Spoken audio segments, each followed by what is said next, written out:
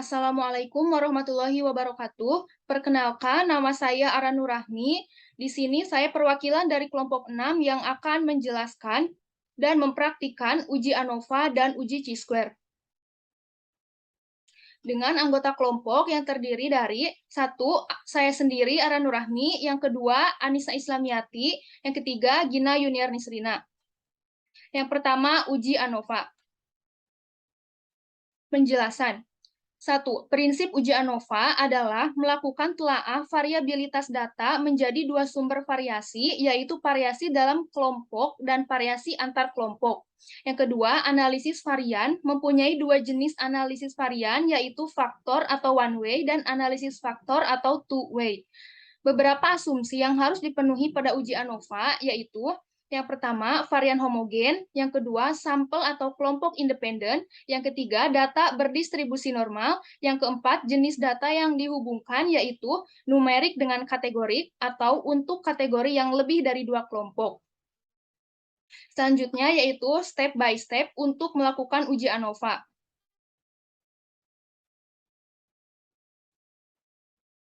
Yang pertama, masuk ke analyze.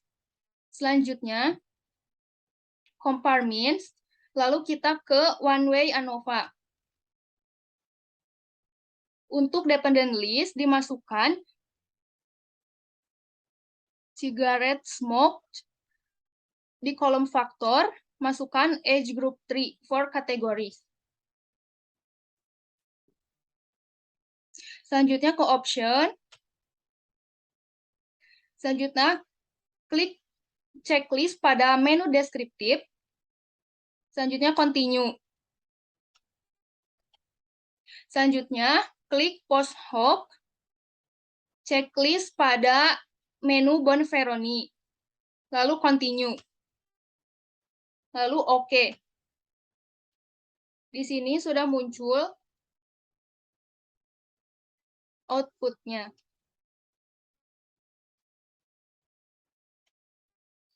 Selanjutnya, interpretasinya. Dari tabel di atas terlihat bahwa rata-rata jumlah rokok yang dihisap responden dalam satu minggu paling rendah dihisap oleh rentang umur 30-44 tahun dengan variasi 39,961. Rata-rata jumlah rokok yang dihisap responden dalam satu minggu paling tinggi dihisap oleh rentang umur 18-29 tahun dengan variasi 43,86. Hasil uji p-value sebesar 0,648. Dengan demikian, secara statistik dapat diambil kesimpulan bahwa tidak ada perubahan yang signifikan antara jumlah rokok yang dihisap responden dengan kategori umur. Yang kedua, uji Chi-square.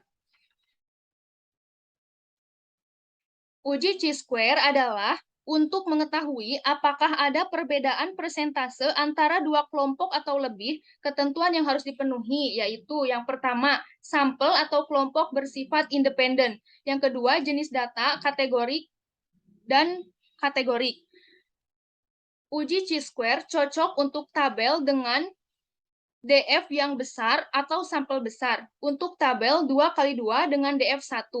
Keterbatasan. Yang pertama, tidak boleh ada sel yang mempunyai nilai harapan E kurang dari 1.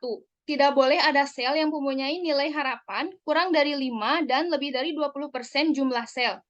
Uji Chi-square tidak dapat menjelaskan derajat hubungan kedua variabel atau seberapa besar pengaruh. Yang kedua, untuk mengetahui hal tersebut menggunakan nilai OR pada desain case control atau cross-sectional dan nilai RR pada desain color. Selanjutnya, step by step. Yang pertama, masuk analyze, deskriptif statistik, cross tabs.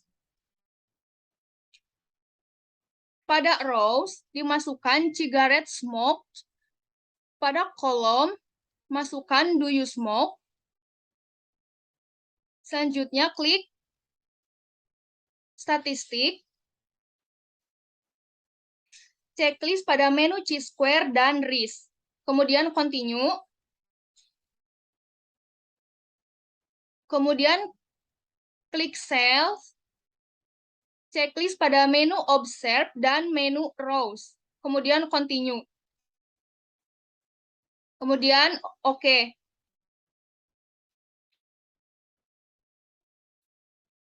Selanjutnya, di sini sudah muncul output-nya.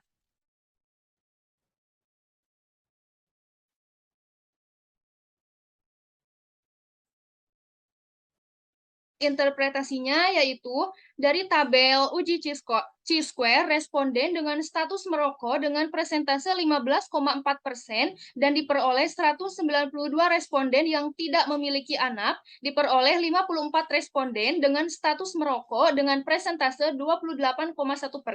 Sedangkan dari total sebanyak 143 responden yang memiliki anak diperoleh 121 responden dengan status tidak merokok dengan persentase 84,6% dan diperoleh 192 responden yang tidak memiliki anak, diperoleh 138 responden dengan status tidak merokok dengan persentase 71,9%.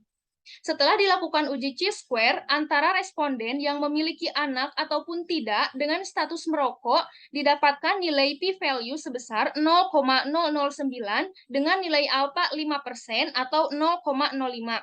Sehingga dapat disimpulkan nilai p-value kurang dari nilai alfa, maka tidak ada perbedaan antara responden yang sudah memiliki anak atau tidak dengan status merokok. Sekian yang dapat saya sampaikan. Mohon maaf apabila ada kesalahan. Wabillahi taufik wal hidayah. Wassalamualaikum warahmatullahi wabarakatuh.